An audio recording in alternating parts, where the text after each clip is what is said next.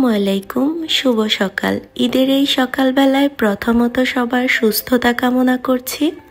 দেশ এবং দেশের বাহিরে, কাছে এবং দূরে যে যেখান থেকেই আজকে আমার এই ভিডিওটি দেখছেন, সবাইকে জানাচ্ছি ঈদ মোবারক, ঈদুল আজহার শুভেচ্ছা ও অভিনন্দন।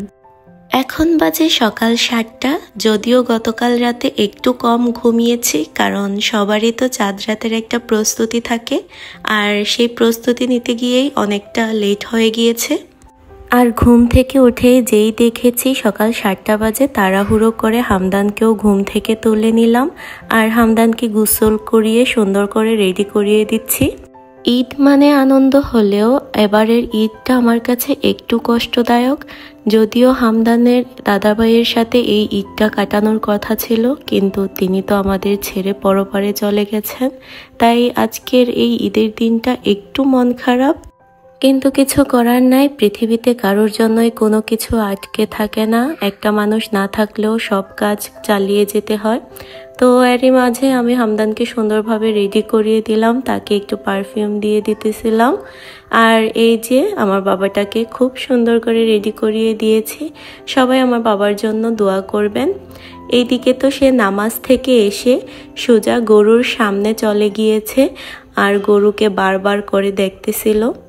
কেন জানি না, এই গরুটার দিকে তাকিয়ে আমার অনেক বেশি মায়া লাগতেছিল।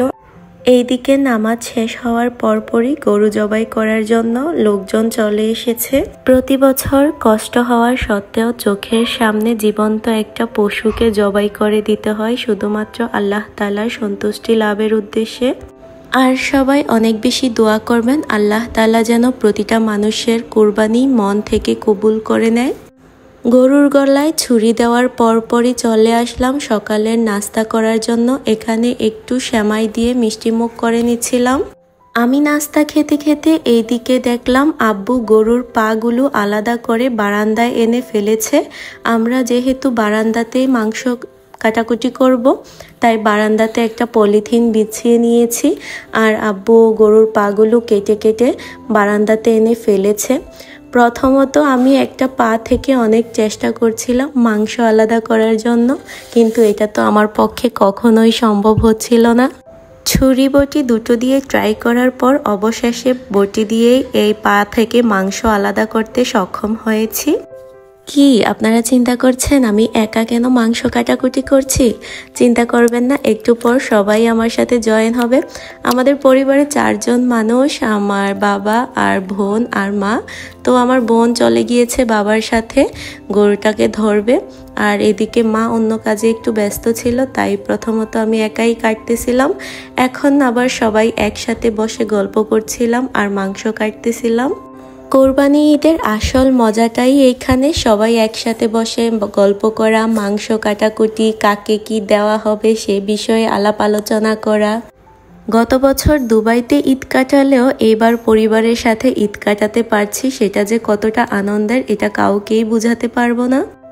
আমরা সবাই মিলে বড় বড় মাংসগুলো কাটছিলাম আর অনেক গল্প করছিলাম। যে একটা সময় থাকে যে মাংসের অনেক বেশি দাম থাকে, কিন্তু অনেক খেতে ইচ্ছে করে, কিন্তু এই কোরবানি আসলে কেন যেন মাংস খেতেই ইচ্ছে করে না। সেগুলো নিয়েই কথা বলতেছিলাম আর হাসাহাসি করছিলাম। আচ্ছা, আজকে আপনারা কে কোন জেলা থেকে আমার এই ভিডিওটি দেখছেন অবশ্যই কিন্তু কমেন্ট করে জানাবেন। আলহামদুলিল্লাহ, কোরবানি শেষ হলো, মাংস কাটাকাটি শেষ হলো। এইদিকে আম্মু কোরবানির মাংস রান্না করে সাথে সাথে রুটি বানিয়ে দিয়েছে খাওয়ার জন্য। আমরা সবাই এই জিনিসটা অনেক বেশি পছন্দ করি, কোরবানির ঈদে রুটি দিয়ে মাংস খাওয়াটা। আচ্ছা, আপনারা কে কে ঈদের দিনই এই মাংস রুটি খাওয়াটা পছন্দ করেন? যাই হোক, আপনাদের ঈদ কেমন কেটেছে অবশ্যই কমেন্ট করে জানাবেন। আর আমার ভিডিওটি ভালো লাগলে অবশ্যই আমার চ্যানেলটিকে সাবস্ক্রাইব করে পাশে থাকা বেল আইকনটিতে ক্লিক করে দিবেন। সবাইকে আবারও জানাচ্ছি ঈদ মোবারক, আল্লাহ হাফিজ।